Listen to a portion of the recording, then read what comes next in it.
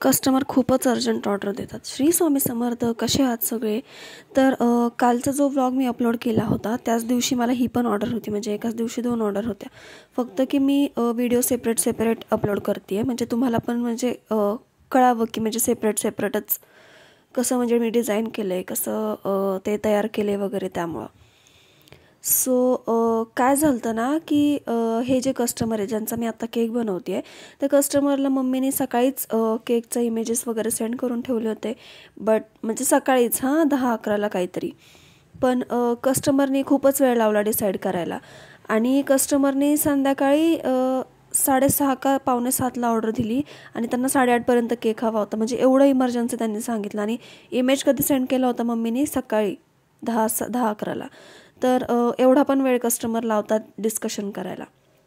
पण आमची खूप गडबड होती, हे पण म्हणजे लक्षात ठेवा. सो जर तुम्हाला ऑर्डर द्यायची असेल तर प्रायरच देऊन ठेवत जा प्लीज. आम्हाला काही प्रॉब्लेम नाही आहे करून द्यायला, आम्ही देतो करून केक.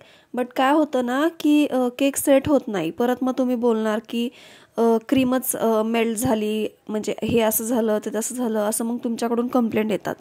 की केक कसं आहे, म्हणजे केक जर कंप्लीट झाला ना, बनवून रेडी झाला ना, तर आमच्याकडे कमीत कमी 1 ते 1.5 तास तरी तो राहायला पाहिजे, म्हणजे सेट व्हायला फ्रीजमध्ये. तरच मग तो टेस्टलासुद्धा छान वगैरे लागतो. तर म्हणजे मी फक्त एक तुम्हाला सांगते की तुम्ही असं कधी करू नका. तर हा केक त्यांना हवा होता 1 kgचा, त्यांच्या बेबीचा बड्डे होता आणि स्ट्रॉबेरी फ्लेवरमध्ये हवा होता.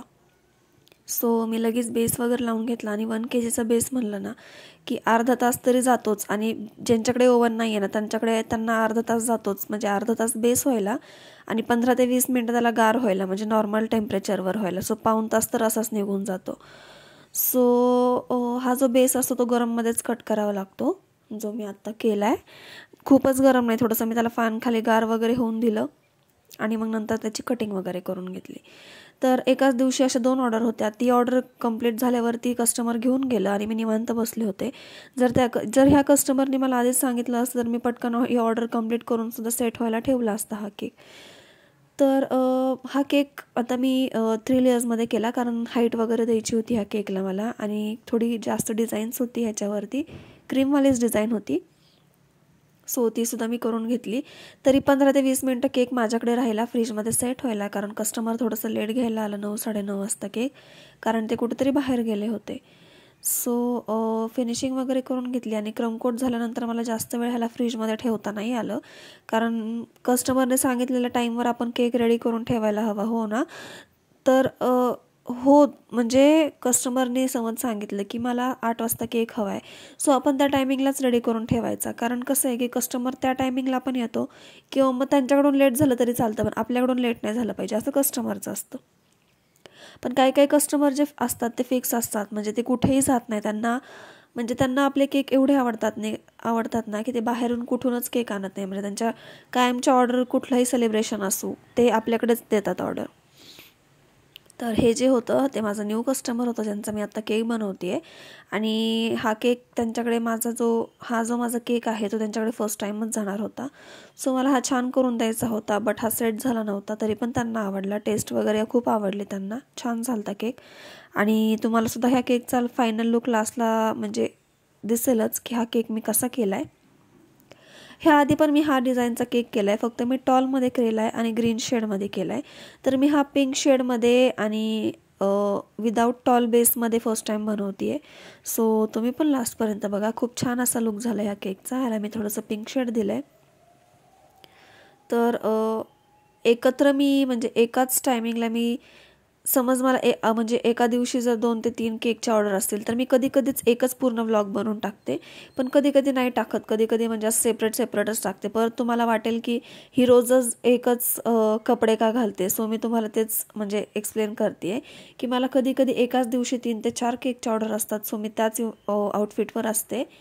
तर कधीच म्हणजे आधीमध्ये मी चेंज वगैरे करते, ते सुद्धा मी तुम्हाला सांगत असते की हां बाबा मी चेंज करून आली आहे, मला कम्फर्टेबल नाही वाटत त्याच्यामध्ये.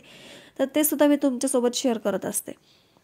तर तुम्ही अजून पण आपल्या चॅनलला सबस्क्राईब नसेल केलं तर प्लीज सबस्क्राईब करून ठेवा आणि बेल आयकॉनवर सुद्धा क्लिक करायला विसरू नका. तुमच्या फॅमिली फ्रेंड ज्यांच्यासोबत पण होईल त्यांच्यासोबत तुम्ही चॅनलची लिंक शेअर करा. असं रेकॉर्ड करतानाच आधीमध्ये फोन वगैरे आला ना की मग लिंक पूर्ण तुटून जाते, कारण रेकॉर्डिंग पॉज करून तो कॉल रिसीव करावा लागतो, कारण कधी कधी तो कॉल कस्टमरचाही असतो, सो इग्नोर करून चालत नाही. तर तुम्ही पण थोडंसं ॲडजस्ट करून घ्या, नाही तर तुम्हाला परत वाटेल की रेकॉर्डिंगमध्ये आत्ता काहीतरी वेगळं बोलत होते आणि नंतर परत वेगळं बोलते. सो असं काही होत असेल तर प्लीज मला कमेंट करून सांगा. आणि ह्याला मी आता आयसिंग करायला घेतली आहे, लाईट पिंक कलरने आयसिंग केली आहे आणि डार्क पिंकचा थोडासा शेड देणार आहे मी ह्याला, जो तुम्हाला पुढे दिसेलच. तर काय ना, थोडीशी गडबड झाली होती हा केक करताना, कारण जसं मी तुम्हाला सांगितलं की खूप इमर्जन्सी ऑर्डर आली होती आणि 1 kgच्या पुढे किंवा 1 kgचा जो केक असेल तो मला ह्या मोठ्या नाईफनेच करावा लागतो, कारण ह्याने कसं ना की फिनिशिंग छान होती आणि म्हणजे प्रॉपर फिनिशिंग येते ह्या केकला. जर टॉल केक असेल आणि टॉल केकला हा यूज नाही केला तरी चालतो, बट थिकनेसला जास्त असेल केक तर मग त्याला हे यूजच करावं लागतं मला, कारण माझ्याकडे दुसरं काही ऑप्शनच नाही आहे फिनिशिंगसाठी. थोडंसं अवघड जातं मला ह्याला फिनिशिंग द्यायला, बट तरी पण मी करून घेते. सो हे सगळं तर झालं आहे. आता त्याच्यानंतर मला वाटत नाही मी ह्याला फ्रीजमध्ये सेट व्हायला ठेवलं असेल. सॉरी, फोन आला होता ना, सो त्यामुळे जरा लिंक तुटली माझी. परत कॉल आला होता यार, खरंच सॉरी. तर एक कस्टमर केक घ्यायला आलं होतं, सो त्यांचाच कॉल होता आणि मी रेकॉर्ड करते. सो मी माझ्या भावाला फोन करून सांगितलं की तेवढा केक कस्टमरला नेऊन देते. बाहेर घ्यायला आले होते आणि मला जाता नसतं आलं, कारण मी रेकॉर्ड करते आहे. आणि तुम्हाला सगळ्यांनाच आपला म्हणजे व्हिडिओ अपलोडिंगचा टाईम माहीतच आहे की मी 2:30च्या आसपास व्हिडिओ अपलोड करते. सो मी ते सुद्धा आत्ता सांगते की मी व्हिडिओज किंवा शॉर्ट्स काही असू दे 2:30च्या पासचे आहे ते अपलोड करते. सो तुम्हीसुद्धा तो टाईम म्हणजे लक्षात ठेवा आणि त्या टायमिंगला आपला व्हिडिओ बघत जा आणि भरपूर म्हणजे असं शेअर वगैरे करा. जर तुम्हाला आवडत असेल किंवा काही डिझाईन वगैरे आवडत असेल तर तुम्ही त्या डिझाईनचा स्क्रीनशॉट वगैरे काढून ठेवू शकता, व्हिडिओ डाउनलोड करून ठेवू शकता. भरपूर शेअर करा आणि प्लीज असंच सपोर्ट करत राहा आणि चॅनललासुद्धा सबस्क्राईब करा. तर असेच इथून पुढे न्यू न्यू डिझाईन्सचे केक तुमच्यासोबत शेअर होतात, ते जे तुम्हीसुद्धा बघताय की रिपीट डिझाईन्स नाही बनत आहे. फक्त काही डिझाईन्स असे आहेत जे मी बनवलेत आणि कस्टमर मला त्याच इमेज म्हणजे त्याचाच इमेज सेंड करतात आणि सांगतात की असाच केक हवा आहे वगैरे. सो काही ऑप्शन नसतं, कस्टमरची रिक्वायरमेंट आपल्याला पूर्ण करायची असते. हेच एक होम बेकरची हे असतं, काम असतं, कारण कस्टमर नाराज होऊन चालत नाही. तर ह्याला फिनिशिंगला थोडासा वेळ गेला, कारण मोठा केक होता आणि मोठा केक म्हणलं की फिनिशिंगला हा वेळ जातोच. सो ह्याला मी एकदम प्रॉपर अशी छान फिनिशिंग करून घेतली, मेसी वगैरे करून घेतलं. नंतर बेस वगैरे पूर्णपणे क्लीन करून घेतला. आणि काय ना, मी केक करत असले की इथे कोणी ना कोणी येऊन थांबतंच, काय करते, कसं करते असं वगैरे विचारतात.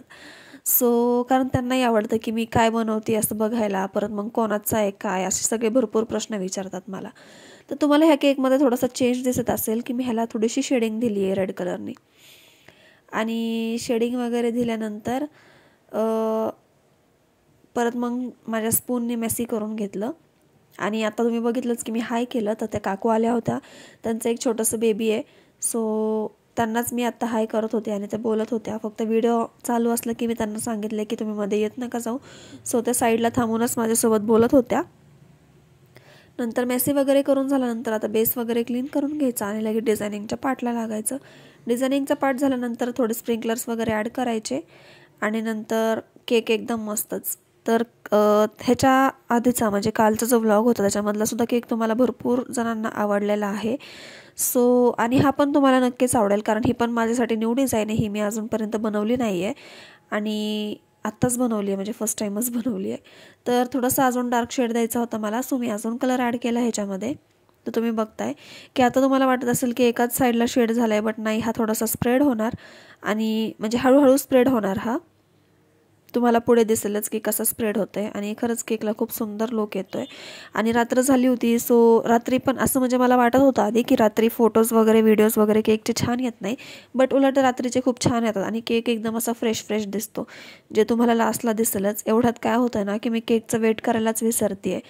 तर म्हणजे लक्षात राहत नाही गडबडीमध्ये की केकचं वेटसुद्धा करायचं होतं आपल्याला, म्हणून ह्याच्या आधी तर मी कंटिन्युअसली तुम्हाला दाखवत होते, पण एवढ्यात काय ना लक्षात राहत नाही. ते कसं आहे, नवीन काही असलं ना तर तेवढ्या पुरतच असतं, नंतर ते जुनं होत गेलं की मग नाही होत. सो फिनिशिंग झाली आहे.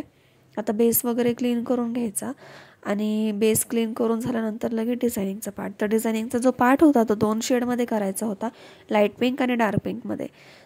तर ते तुम्हाला पुढे दिसेलच. तर लास्टला केकचा फायनल लुकसुद्धा आहे आणि व्हिडिओसुद्धा टाकला आहे मी. बेससुद्धा खूप स्लोली क्लीन करावा लागतो, कारण टिश्यू जो आहे त्याला पॉईंट असतात. ते पॉईंट म्हणजे केकच्या आतमध्ये असे गेले नाही पाहिजे. जरी गेले तरी मग परत फिनिशिंग द्यावी लागते केकला. सो थोडंसं जे कराल ते सांभाळूनच करा. तर हे 2Dचं नोझल मी यूज करते फ्लावरसाठी. 2 ते 3 फ्लावर्स काढून घेतले आणि मध्ये मध्ये जिथे स्पेस होते तिथे थोडेसे वेगळे डॉट्स वगैरे द्यायचे होते मला. खरंच खूप सुंदर झाला होता हा केक. फ्रंटला पण थोडीशी डिझाईन करायची होती, जी तुम्हाला मी लास्टला दाखवेल. हे सगळं झाल्यानंतर मी परत नोझल वगैरे चेंज केलं. नोझल आणायलाच गेले होते. ह्या साईडला माझे सगळे नोझल्स वगैरे ठेवलेले असतात आणि मम्मीचा पण स्वयंपाक चालू होता. एक टायमाचा केक पण चालू होता आणि सगळीच गडबड.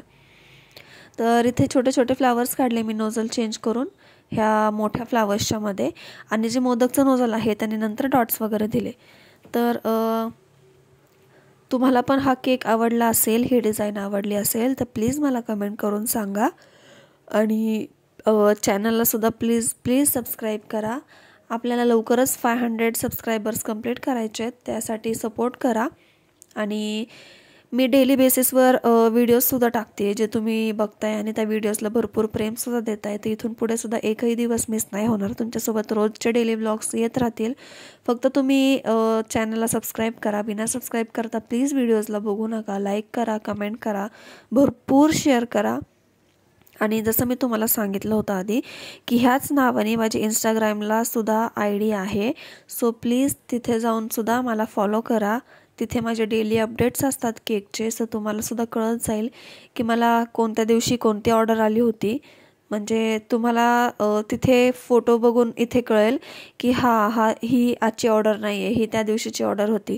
सो प्लीज तुम्ही माझ्या इंस्टाग्रामच्या पेजला जाऊन फॉलो करा. तिथे सुद्धा खूप छान छान डिझाईन्स आहेत केकचे. व्लॉग्स नाही आहेत तिथे, रील्स आहेत आणि केकचे इमेजेस आहेत, जे तुम्हाला छान तिथे पण डिझाईन्स बघायला मिळतील. तर ह्याचं मी वेट केलं होतं. आणि हे सगळं झाल्यानंतर हा होता त्या केकचा फायनल लुक. तर कसं वाटलं नक्कीच सांगा. सबस्क्राईब करायला विसरू नका. थँक्यू.